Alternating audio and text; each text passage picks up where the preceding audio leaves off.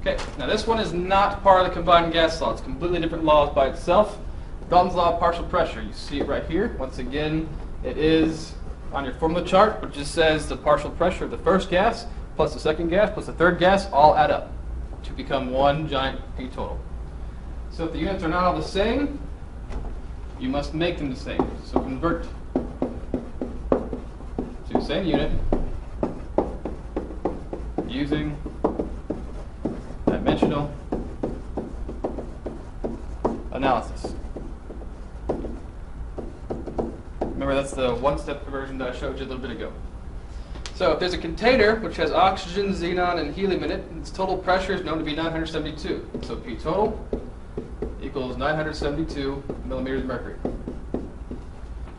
And I'm going to cheat. What is the pressure of xenon in millimeters of mercury? So we need to convert everything into millimeters of mercury. So the pressure of helium, so I call it P with an HE down here, is 0.458 atmospheres. Let's go ahead and convert that to milliliters of mercury. 1 atmosphere equals 760 millimeters of mercury. Remember from the first video. That will give us 348 millimeters of mercury. Okay. And the pressure of oxygen, so PO2, is 774.1 kPas. So I'm going down. Convert that to millimeters of mercury. 101.3 kPa equals 760 milliliters of mercury.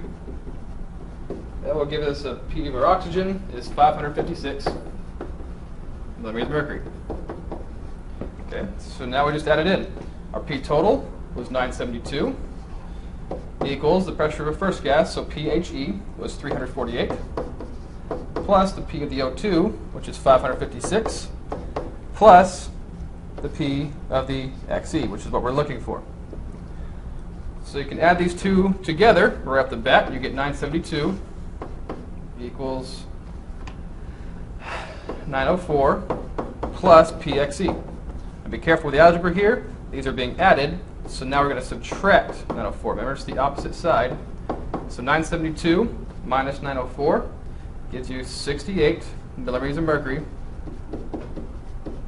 to get PXE. So just a simple math addition equation.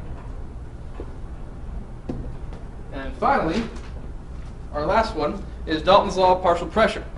Now this one is specifically over water, so it's the same equation, but now you've got to take in fact that the water pressure coming from it. And you see the little picture up there in the top right, how we're actually collecting gas over water.